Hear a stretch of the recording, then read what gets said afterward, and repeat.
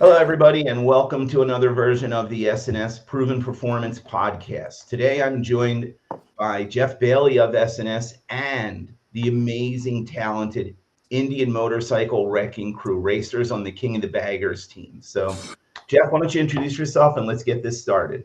All right. Good morning, Howard. I'm Jeff Bailey. I'm with S&S Cycle. I'm our Vice President of Core Product Engineering and also Chief Race Engineer. So I've been working with Indian Motorcycle Company since 2020 on the King of Baggers project, along with Tyler. So I think now that you mentioned Tyler probably introduce himself.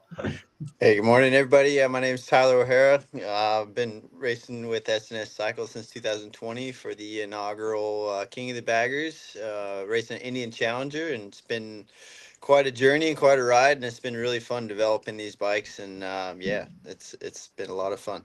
I ride the number 29 Indian Challenger. Hey guys, I'm Troy Herfoss.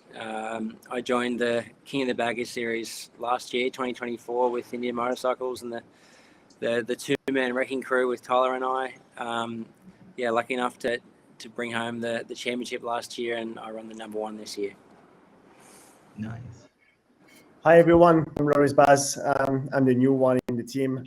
I ride the King of the Baggers Indian Challenge number 76. Joined this year for the first year of the series, and enjoying it a lot. So, guys, I want to jump right into some interesting questions that I have for you. It's a bagger. It's a big, heavy bike, weighs well over 500 pounds. What's it like to be at 150 plus miles an hour on a bike that big and heavy going into turns? And how's it like? How do you do it? That's one for you, Tyler. You're the man with the experience on that bike. Honestly, everything kind of slows down. I mean, it's got such a big fairing. It's pretty quiet behind the screen, and they're very long, so there's a lot of stability. But honestly, the bike handles so well, and it's quite easy to ride at this point. But I would say everything slows down and gets quiet. But we keep going faster every year, and it's just so much fun just pushing the limit and seeing how fast we can go on these things. It's just kind of defying physics. I 100% think that. Obviously I'm old and I've seen motorcycling for a long time. And when I watch you guys, it reminds me of the late 70s, very early 80s, when superbike racing was production street bikes that got modified to be race bikes. And they were longer chassis and much heavier bikes long before the GSXRs and Ninjas and things like that came out. And a friend of mine mentioned that to me. He loves watching the series because it transports him back to when street bikes were made into race bikes. How fast have you guys gone on those bikes? Well, we're going real fast now at Daytona this year, 186, 87 mile an hour. Jeff probably knows exactly the number, but I just know we're really close to 300k an hour. yeah, you're touching just over 180 in the draft. By themselves, they'll run high 170s at Daytona. To get a couple bikes hooked up, they'll get over 180 miles an hour. So obviously, right, they're not stock, but they look great when they're going around. What do you guys liken it to? Like, what have you ridden in the past that makes you feel comfortable on that bike? Or are you just comfortable because Jeff built a good bike? Honestly, the bike's really comfortable to ride. It's quite confidence inspiring. Being such a big bike, and the stock frame is not built for a racetrack, right? So there's a lot of flex there and a lot of torque, and with those two things combined, you can basically pull an epic slide out of a corner anywhere you want. And it's sort of, once you find the edge of grip on that bike, you can really maneuver it a lot and slide it a lot. I probably liken it to it feels like riding supermoto a little bit. The tire, like when you get out on the supermoto bike, the bike's moving around a lot. It feels a lot like that. Okay. It's hard to explain. It's just such a long bike and so much torque and so much power that it can slide anywhere you want it. to the spectators, it's a very close series. You guys are very evenly matched with the competition. How's that it's always like the racing is always so close? You guys are saddlebag to saddlebag, fairing to fairing, seemingly through every turn, everywhere. Again, on a monstrously big bike. How do you guys equate to that? Because I know all of you have sport bike, super bike background. Some of you have MotoGP background. Explain it to people, because I don't think they can understand it without hearing it from you guys. Well, I mean, it's at the end, it's just racing bikes, like I remember the first time I rode the bike, and I asked Troy and Tyler, how is it? And it's just like, yeah, you see a couple of laps and you just ride it like a bike. So obviously it's really big, really heavy, but it's a lot of fun to ride, because it's really long and sliding a lot, as Troy says. We don't have traction control, so that makes it really fun. But then when you're racing it, you have to, it's a bit different than riding it alone, because obviously the bike takes so much space. So it's like, when you drive a track, to, take that big bike on your mind, and your eyes and your brain have to get used to the saddles and the big fairing when you go overtake someone.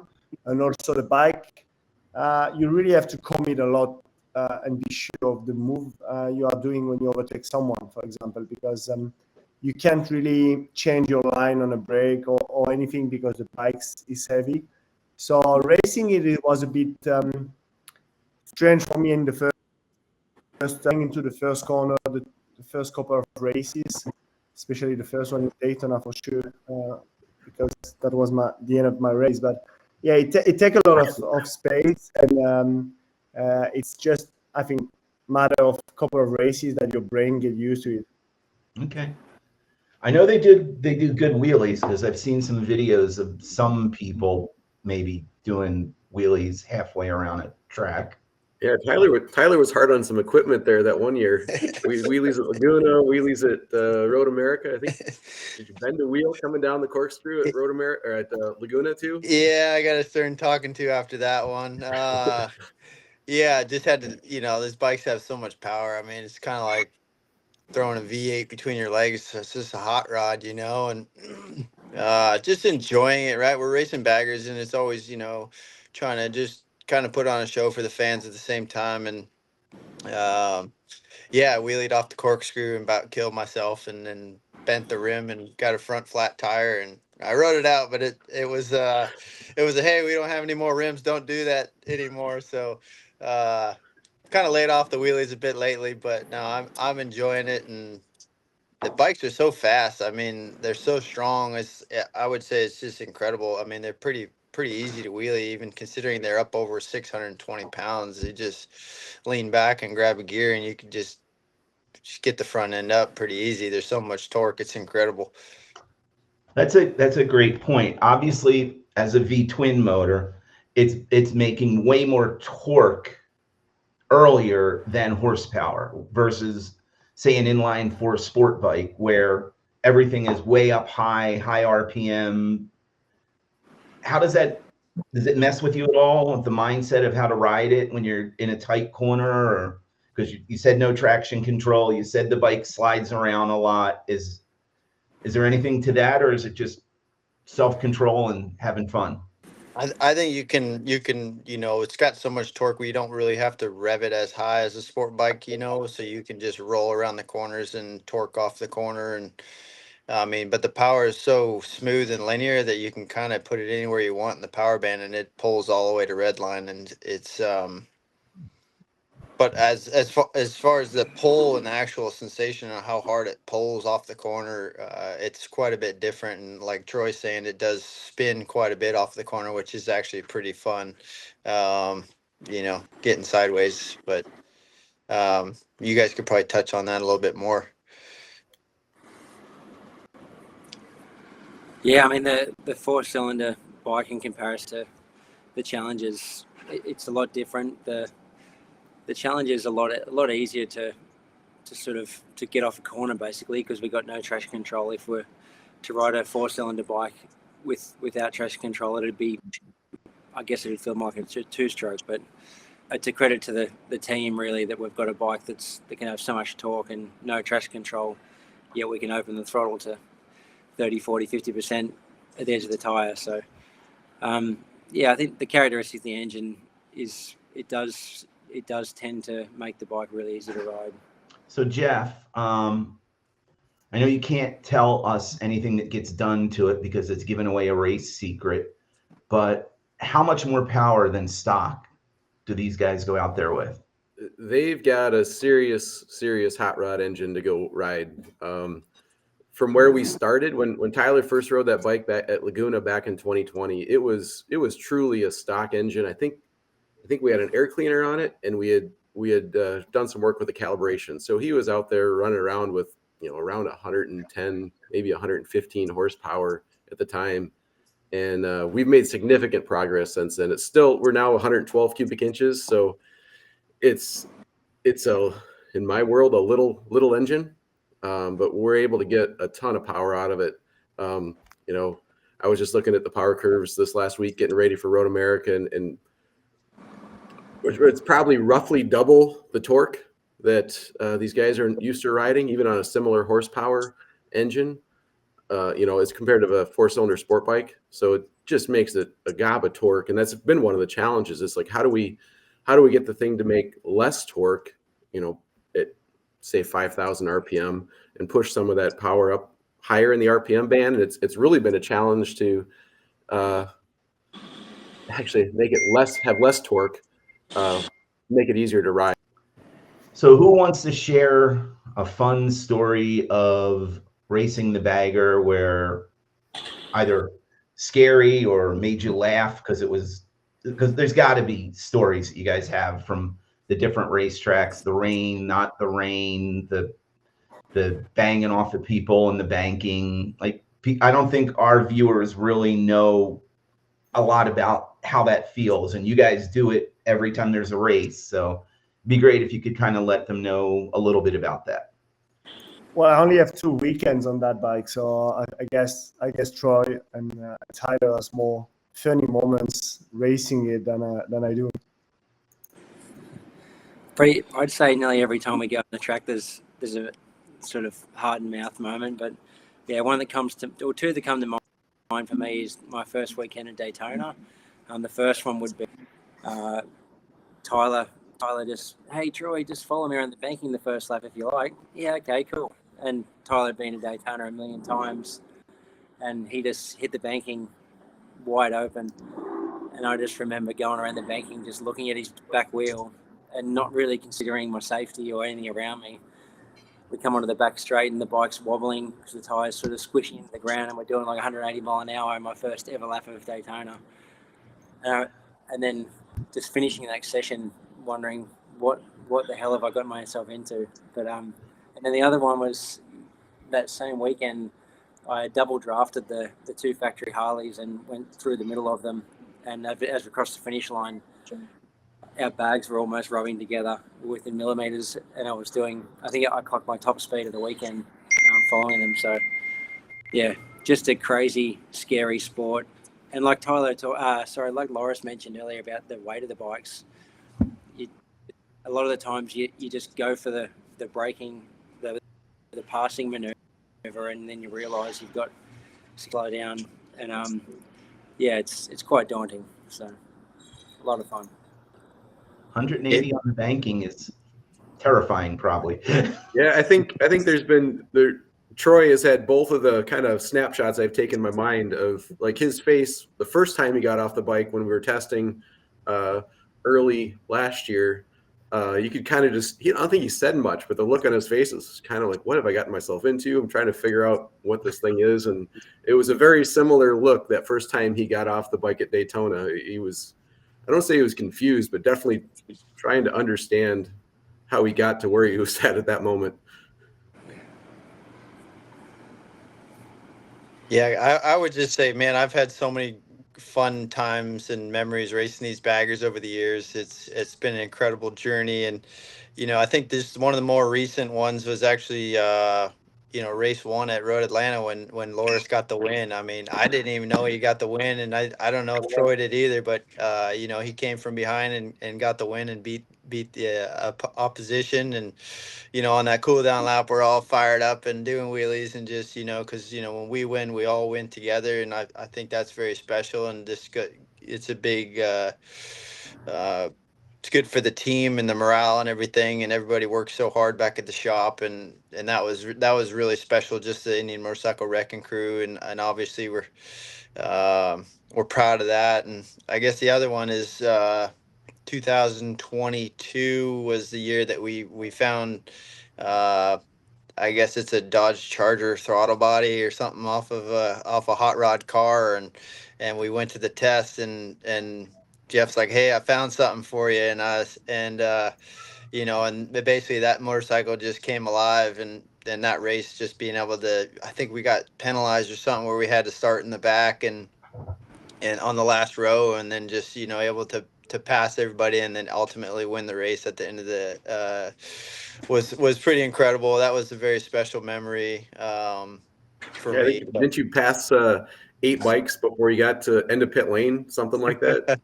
Yeah, that thing was an absolute rocket, and no, it was fun because we were definitely not nobody expected it. So, the proven performance and all the hard work that these guys do back behind the scenes really showed up that day, and currently, it's the bike's incredibly fast and fun, and it's easier to ride than it's ever been. And but I just enjoy the Wrecking Crew, and just having fun out there riding wheelies and just shaking and baking. See, come back to the wheelies. I keep seeing those. I'm Yeah. too bad, really. Like, my dad makes fun of me. I would. He was a good wheelie guy, but I'm so bad. And he's like, all your teammates always make some nice wheelie, and you never wheelie. And my dad is like, I'm proud to be your dad. Don't worry, I was the same. Tyler was giving me some shit last year. He's like, "Dude, you got to learn how to wheelie that thing." Every time I try and do one, I do a little one, and Tyler just be like that next to me. I'm like, "Oh no." Hey, coming together last year with Troy and really have each other's back, and ultimately Troy winning that championship was a big deal for everybody, and obviously that was a huge moment for our team as well, and that's something I'm proud of as well. And obviously Troy bringing home the #1, keeping it in the family, and that's the goal for all of us, and Right. we're all on the same page, and it's important, but it's the camaraderie that we have, and representing the legendary Indian Motorcycle Wrecking Crew. It's a privilege, and it's an honor, and it's pretty badass, and it's been a lot of fun.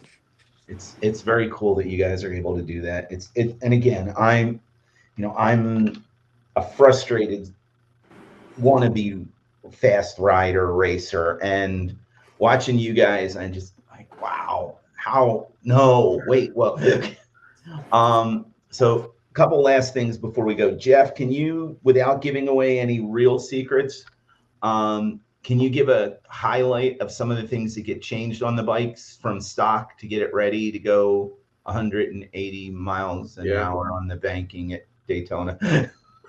Yeah, it's and the Loris and Troy kind of have the benefit of some of the development work that's been gone on the last several years, 5 years now. Whereas Tyler's had to live through some of the things that maybe weren't so good. When we've made some big steps forward on the swing arm, that was a massive upgrade for us. Giving the guys a bike that's a little bit more stable, a little bit more control, has more adjustability. That's really been one of the biggest changes, improvements that we've made from where the bike was, say, 3 years ago. But yeah, the main structure of the bike, the frame, the rules don't allow us to change anything on the frame pieces. Okay. So that's pretty much stock. The engine cases and most of the lower end of the engine is stock. But then from there, we're able to modify most everything. All the electronics are replaced on the bike, which is, we don't have traction control or anything, but we've got data acquisition systems and the fuel injection system, front forks, triple clamps, brakes, wheels, bar controls, seat. It looks like a Challenger. Nobody's going to mistake it for anything else, but underneath that skin, this is a serious race bike that's been gone through with some of the best components in the world.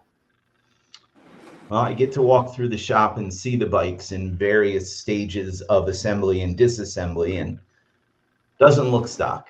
Yeah. All right. Well, guys, I want to thank you very much for taking the time today. I know you're all over the country, all over the world right now, pulling this together for us. And I wish you guys the best of luck. SNS loves the fact that we get to support you. And thank you again for taking the time today.